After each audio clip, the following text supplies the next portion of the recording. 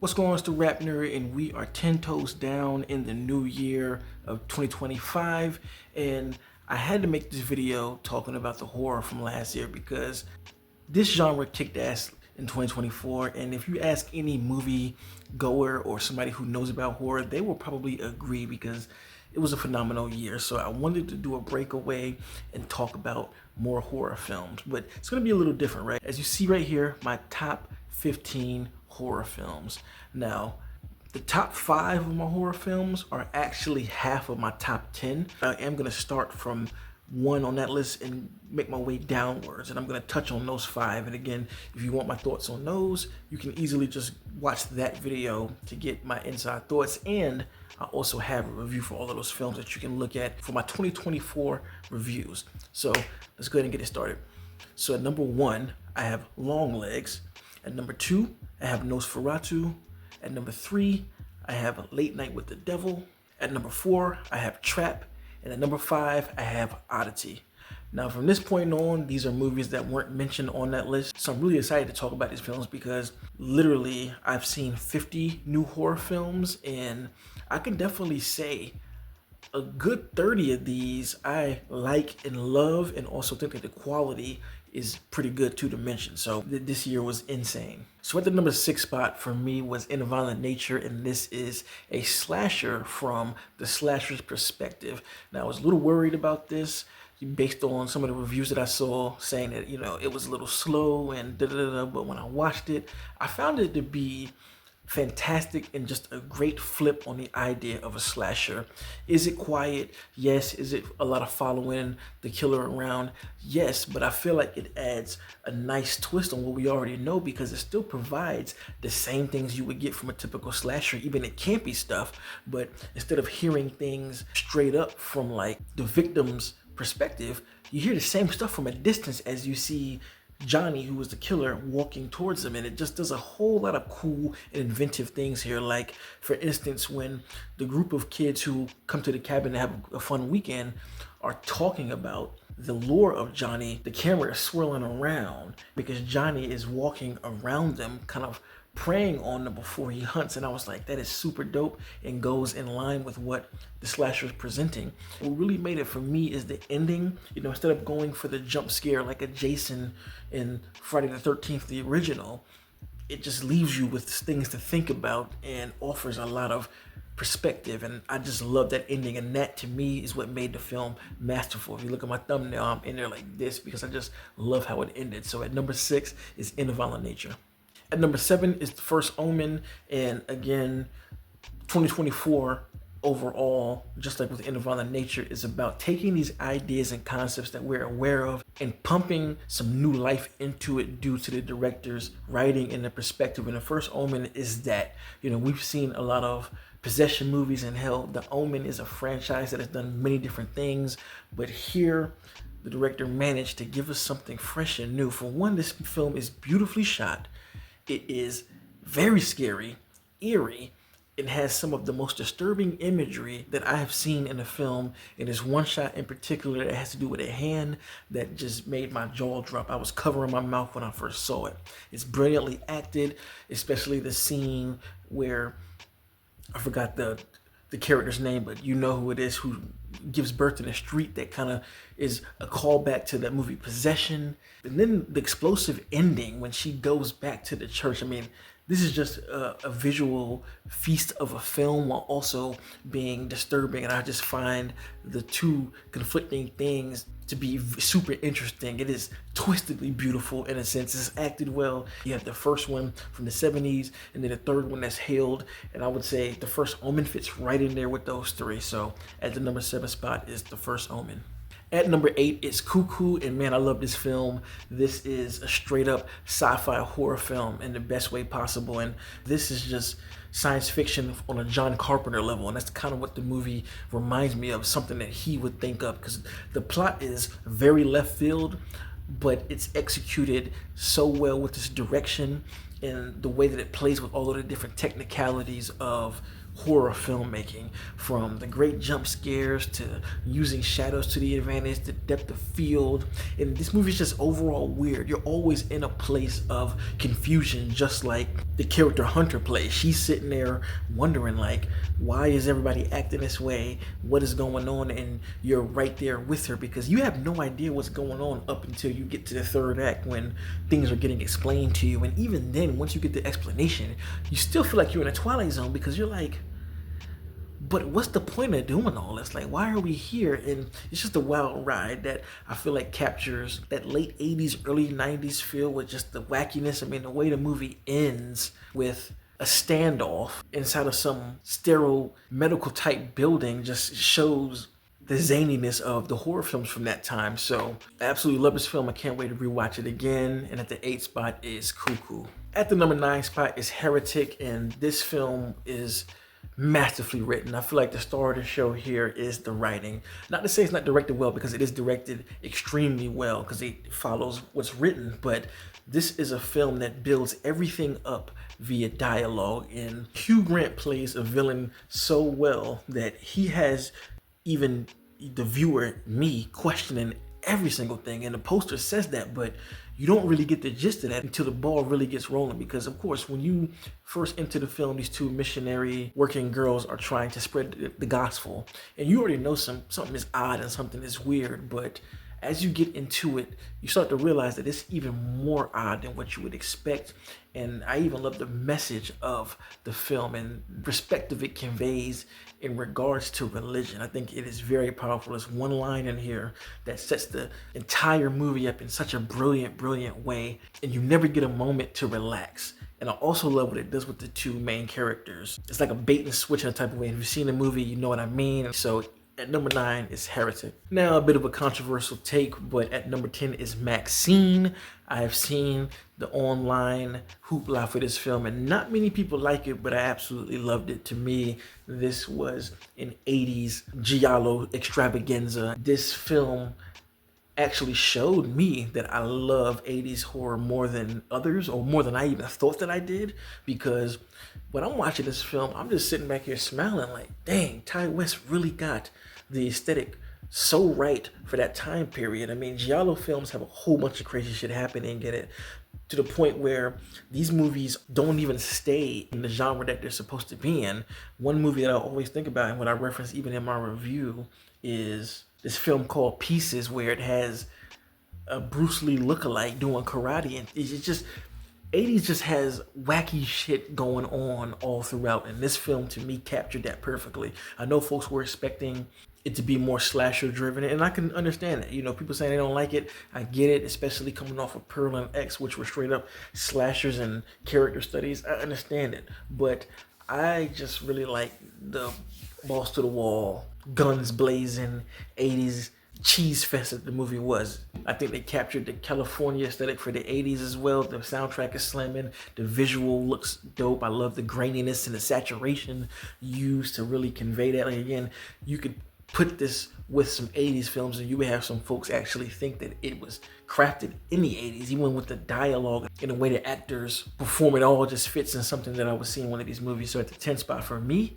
is Maxine. At number 11 is Abigail. This movie is just a bundle of fun, and it's executed so well. Simple concept with great direction and a fantastic cast to make this a thrill ride. Put a group of people in a mansion with something that they have to run from and survive throughout the night is a thing that we've seen in many movies, but the core of what is going on with it being a vampire and this comedic edge to it that makes it hilarious all the way through, but it's also bloody as hell, like you would expect a vampire film to be. The directors, yet again, who helmed the other Scream films, brought their A game for this too, and this movie just shines as a horror comedy. And I think that this is the best type of horror comedy, because while it does have funny things in it, it still manages to keep the stakes high and the level of danger high right along with the laughs, and I think it's the perfect balance. So at number 11 is Abigail. So at number 12 is Smile 2. I think that this film is a technical marvel, and just from all of the technical standpoints, this thing is better than the first one. They took that moniker of go big or go home for the sequel and executed it well here. There are so many things that, I think his name is Parker Finn, where he flexed his direction muscles. I mean, the opening with the cop is just stellar. One of the best openings of 2024, especially to put that in a horror movie. And Naomi Scott's acting here, just the chef's kiss. I think she crushed the performance more than, I believe her name is Rose, and she did a great job too. But Naomi took this thing to a whole different level, and the trauma in which they entrench her in, you feel all of that as an audience member. The smile demon, or whatever it's called, the entity, is even more mischievous here than it is in the first one, and it provides for an entertaining ride because you don't know what's real and what's not. Just what they do with the Smile entity is on a bigger scale than the first one. So at number 12 is Smile 2. At number 13 is Terrifier 3, and man, I love this film way more than I expected to. I went into this thinking that I wasn't gonna like it because it was said that this takes it up a notch, you know, with the extreme violence of Terrifier 2. So I was like, are they gonna sacrifice that for story and all the other stuff? But I can say they didn't. I actually liked the story here because it gave me more meat in the story because of Sienna, you know, her dealing with her trauma and trying to get over it.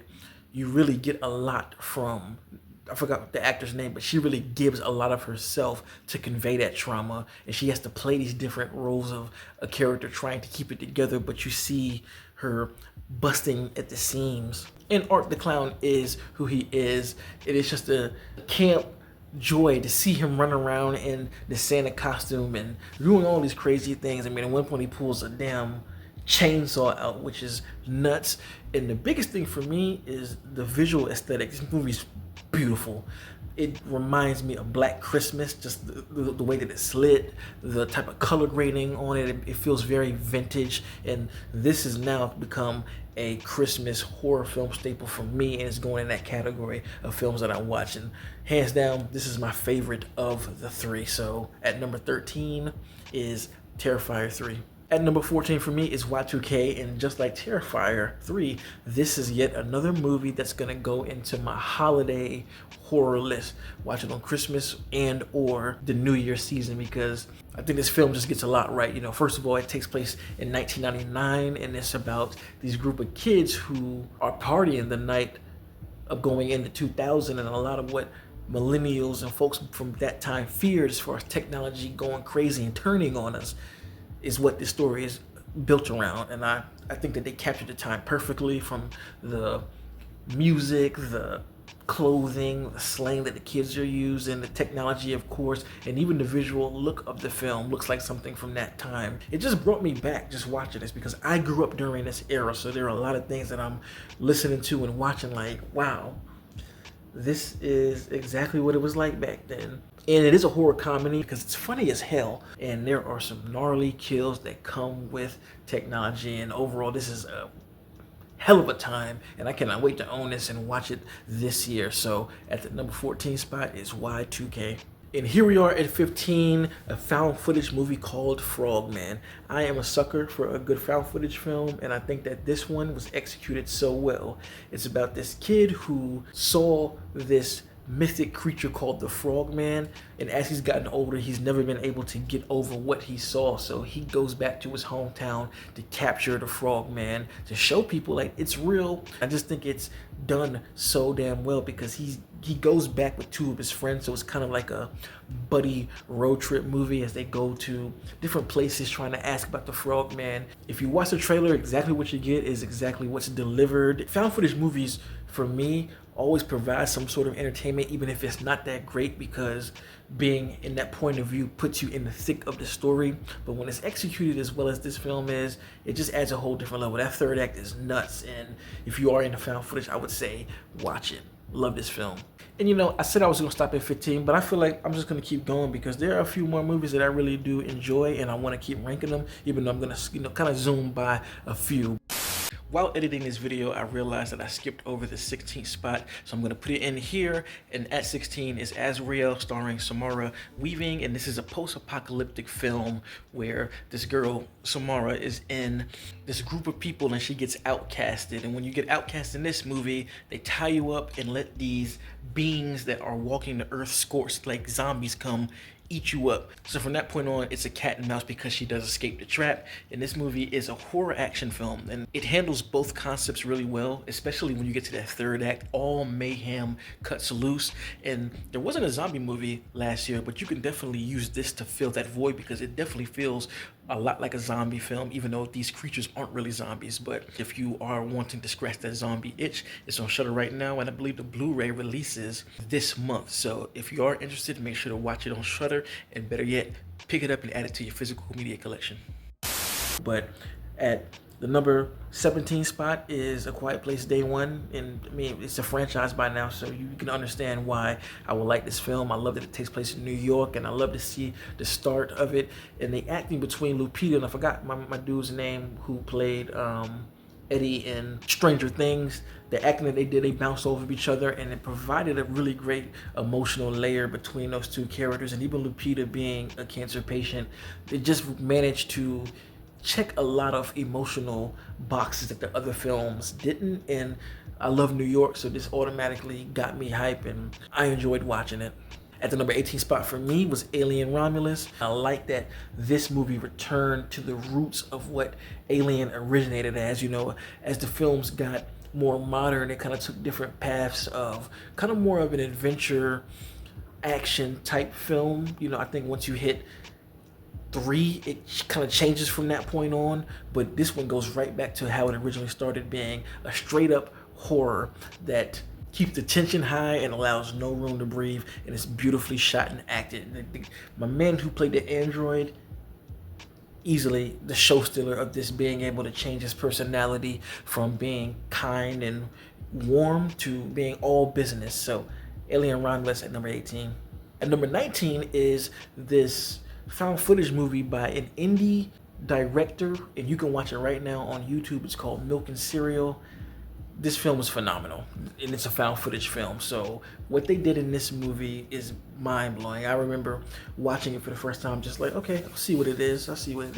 And as it kept going and going, it just got that much more disturbing, and I found myself being that much more entrenched in what the story was. So it follows this group of friends who run a YouTube prank show, and when a prank goes wrong, it just continues from that point. That's all I'm gonna say. I don't want to spoil anything. You can watch it right now. I think it's only like an hour, but it's just incredible filmmaking. And this director, he has a very bright future with what he was able to do with this film, and it's sick as hell, and it was effective. So at number 19 is Milk and Cereal.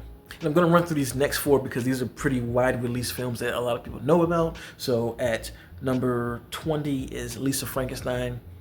Really great coming of age movie that is a nice throwback to the 80s that I'm going to add to my Valentine's Day list of films. Can't wait to watch it this year. It is a very good time. It's a comedy horror. I think that they captured the time very well. And Catherine Newton really shines a lot in this film, and she's becoming a scream queen herself with all of these films. So this is another one that she can add to her belt.